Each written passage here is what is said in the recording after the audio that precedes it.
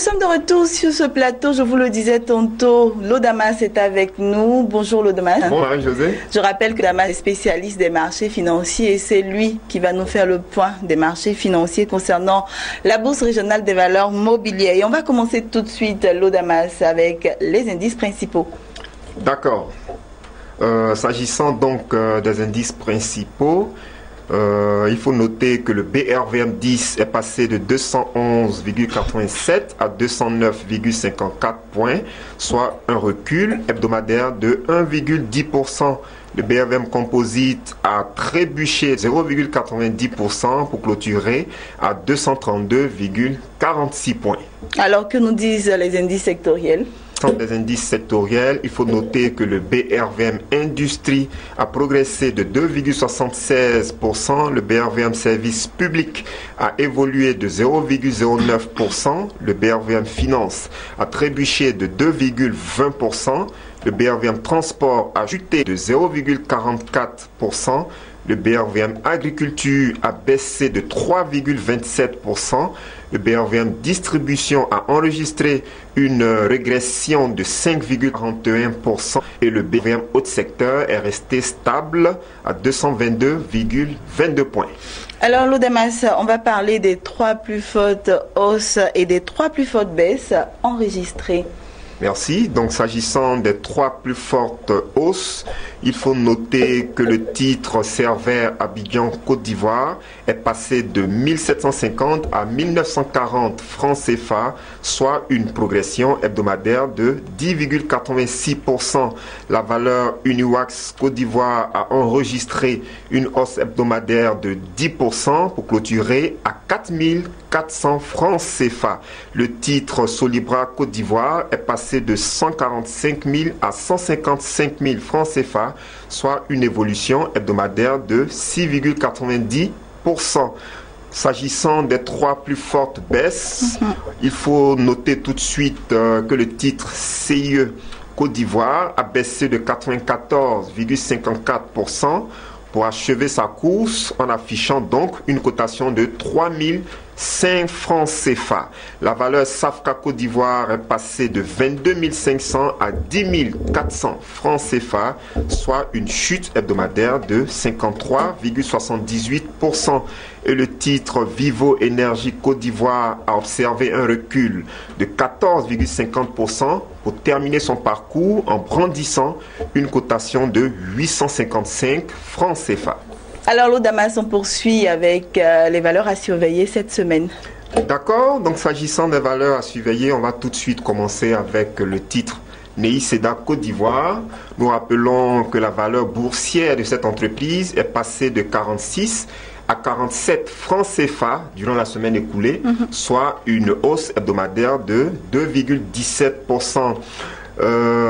S'agissant des activités menées par cette société, on rappelle à juste titre que Neiseda Côte d'Ivoire opère dans l'édition, dans l'impression des livres, dans la reproduction des livres et également dans tout ce qui est publication. D'accord ? Et l'information cruciale que nous tenons à donner, c'est que cette société a rendu public ses états financiers du premier semestre 2017.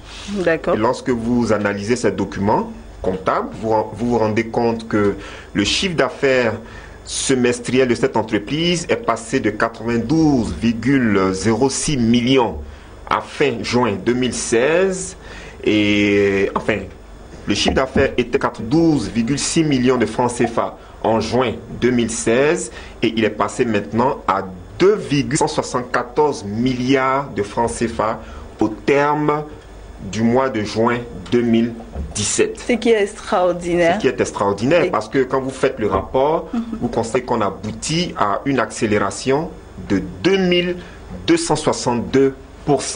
Qu'est-ce qui a favorisé cela? Alors, cette croissance que vous notez est due au fait que la société Neiseda Côte d'Ivoire a décroché un marché très important auprès de l'État de Côte d'Ivoire.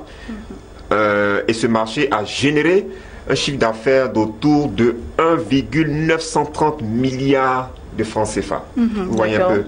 Donc cela est venu booster les ventes de Nei Seda Côte d'Ivoire, et c'est ce qui a provoqué cette forte accélération du chiffre d'affaires semestriel affiché par Nei Seda Côte d'Ivoire.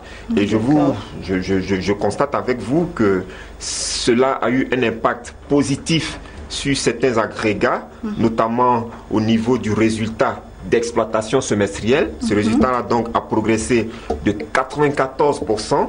Le résultat financier à fin juin 2017 s'est amélioré de 88%. Le résultat des activités ordinaires a connu un taux de croissance de 93%. Et le résultat net semestriel s'est amélioré de 93% également. D'accord. Vous voyez donc que Nei Seda a brandi des chiffres très intéressants au terme du premier semestre 2017. Et les dirigeants de cette entreprise restent optimistes par rapport à la fin de l'année. Et il est fort probable qu'au terme du second semestre, on ait également des chiffres très intéressants au niveau de cette entreprise. Alors, de façon concrète, en termes de recommandations boursières, nous pensons que les spéculateurs ont intérêt à mettre le titre Nei Seda en portefeuille. Okay? Mais par contre, les épargnants, il ne serait pas intéressant pour eux de mettre Nei Seda en portefeuille. Parce que depuis l'exercice 2000, l'exercice 2000, Nei Seda ne distribue plus de dividendes à cet actionnaire. Okay? Donc, quand vous mettez dans votre portefeuille une société, un titre, une société qui ne distribue pas de dividendes, cela n'est pas, cela peut plomber votre stratégie d'épargnant. Voilà. Donc, nous recommandons le titre Nei Seda à l'achat à tous les spéculateurs, surtout ceux qui spéculent sur le très court terme. C'est bien noté. Voilà, l'Audamas, on attaque le deuxième titre à surveiller. Alors, la deuxième valeur à surveiller, il s'agit du titre SAPH Côte d'Ivoire qui est passé de 3300 à 3000 francs CFA, soit une baisse hebdomadaire de 0,09%. Ces états financiers du troisième trimestre 2017 et on constate au niveau du chiffre d'affaires de ce troisième trimestre-là, justement, progressé de 31% pour se retrouver à 99,700 milliards de francs CFA. D'accord? C'est une hausse vraiment intéressante. Et cette hausse trouve sa raison au niveau du prix moyen de vente du caoutchouc, qui est passé qui a été de 1021,40 francs CFA le kilo à fin septembre 2017, alors qu'il était de 753,26 francs CFA le kilo à fin septembre 2016. On comprend cette hausse-là. Voilà, donc il y a eu une progression. Ça, c'est la première raison, une progression au niveau du prix moyen de vente. La deuxième raison, le volume de vente enregistré au niveau de l'entreprise SAPH a connu une augmentation. La troisième raison, l'entreprise SAPH arrive actuellement à maîtriser ses coûts. Et cela s'est tout de suite fait ressentir au niveau du résultat des activités ordinaires qui a progressé de 258% pour se retrouver à 10,144 milliards de francs CFA. Deuxième impact, le résultat net au terme du troisième trimestre 2017 a été de 7,981 milliards de francs CFA, soit une évolution de 233%. D'accord. Donc, de façon claire, on remarque que la société SAPH Côte d'Ivoire a brandi des chiffres à fin septembre 2017, des chiffres donc très intéressants. Et les dirigeants de cette société anticipent de bons résultats au terme de l'exercice 2017. D'accord. OK? Donc, il va falloir vraiment surveiller de très près cette valeur. Sur que, malgré ces chiffres intéressants brandis par la société SAPH Côte d'Ivoire, lorsque vous analysez à fond les cours mondiaux du caoutchouc, vous vous rendez compte que depuis le mois de février, les cours mondiaux du caoutchouc sont en forte baisse. Donc c'est vrai que les perspectives sont bonnes, mais en même temps, il va falloir rester vigilant. Parce qu'au niveau international, les nouvelles ne sont pas bonnes. Voilà l'Audamas. Après les valeurs à surveiller, on part à l'international pour parler des matières premières. D'accord. Donc au niveau international, L'or a clôturé la semaine en affichant une cotation de 1274,40 $ l'once, soit une baisse hebdomadaire de 1,85%. Le pétrole Brent est passé de 57,15 à 57,76 $ le baril, soit une hausse hebdomadaire de 1,07%. Et le pétrole WTI a clôturé son parcours en affichant une cotation de 51,90 $ le baril, soit une évolution hebdomadaire de 0,95%. Voilà, merci Lodamas. On va passer au conseil pour nos téléspectateurs. Quel est le conseil de ce jour? Alors, en termes de conseil, nous allons donner une information capitale parce que dans très peu de jours, le marché des actions de la BRVM va connaître une information, une nouvelle très importante. Okay? En fait, la société NCA Bank Côte d'Ivoire va faire officiellement son entrée sur le marché des actions de la BRVM à partir du mardi 24 octobre 2017. Une date à retenir. Une date à retenir, parce qu'à partir de cette date, on ne sera plus à 43 sociétés cotées sur le marché des actions. On sera désormais à 44 sociétés cotées sur le marché des actions de la BRVM. D'accord. Voilà.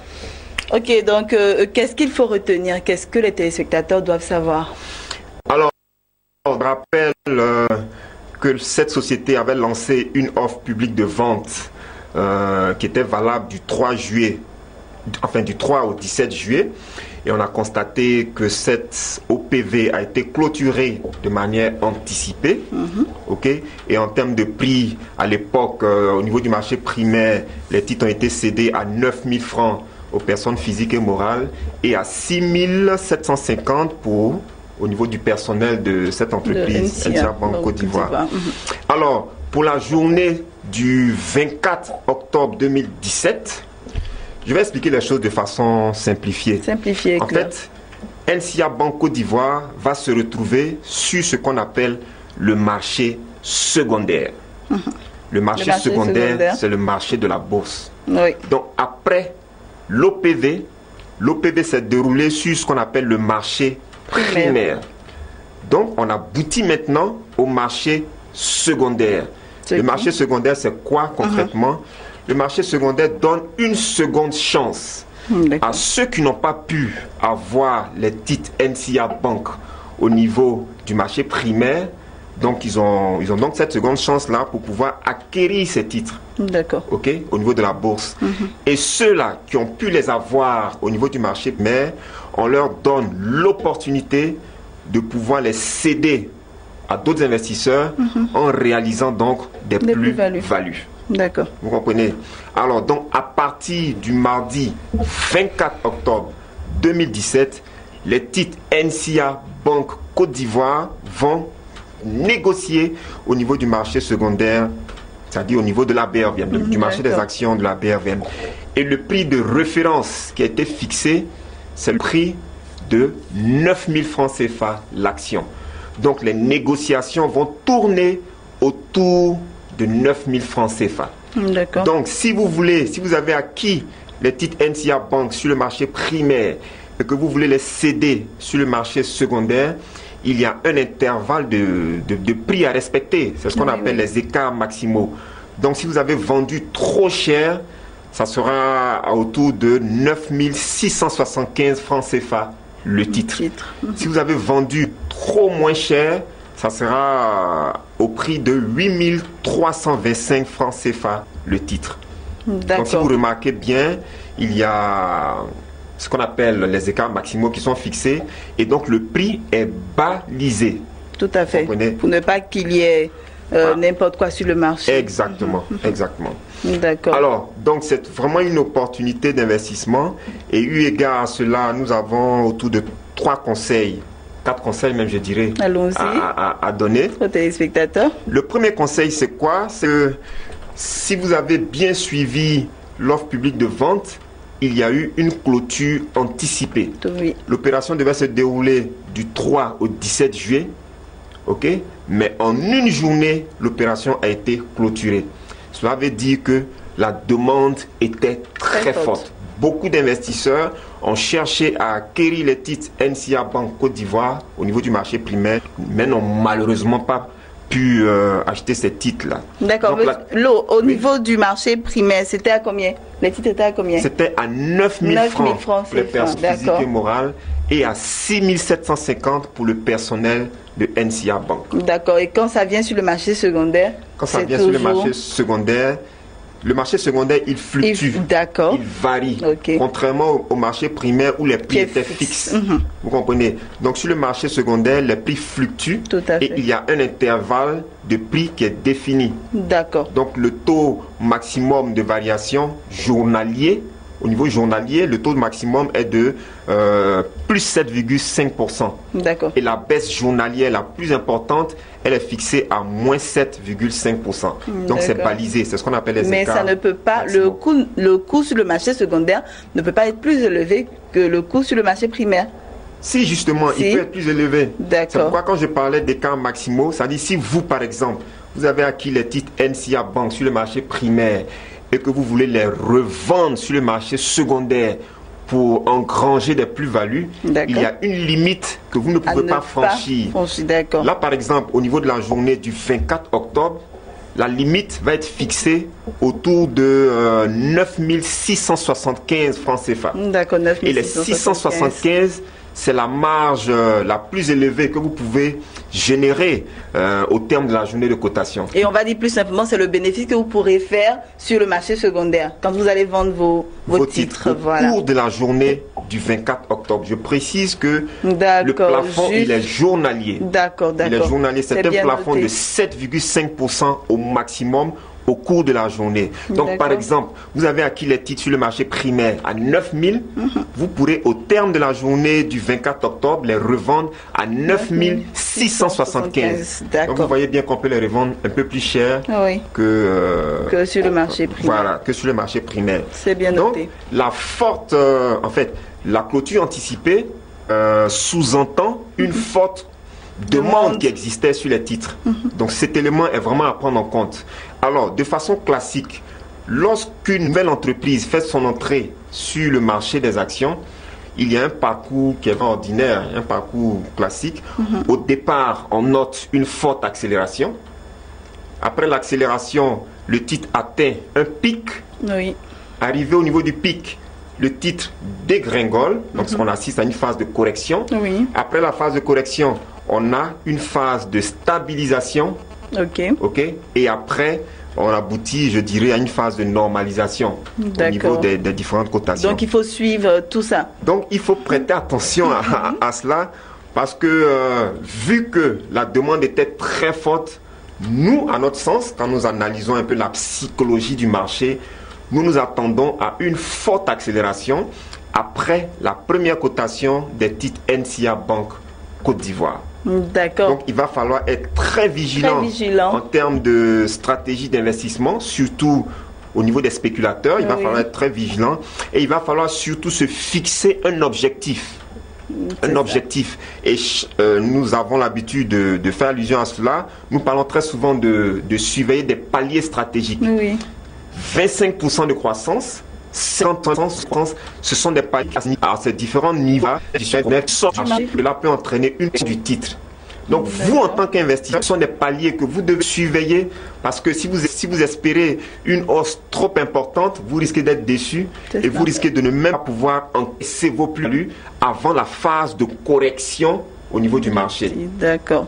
Donc, dès qu'on dira que les titres NCA Banque Côte d'Ivoire sont disponibles sur le marché secondaire et lorsqu'on va constater une forte accélération, vous, en tant qu'investisseur, vous devez vous fixer votre objectif pour dire, par exemple, que moi, lorsque le titre NCA Côte d'Ivoire, NCA Banque Côte d'Ivoire va atteindre 50% de croissance, moi, je sors du marché et j'encaisse mes plus-values. Donc, chaque investisseur est amené, est encouragé à se fixer un objectif clair pour pouvoir sortir du marché au moment opportun. C'est bien noté. C'est très important. Dernière recommandation que nous pouvons faire, c'est que la société NCA Banque Côte d'Ivoire n'a pas encore rendu public ses états financiers du premier semestre 2017.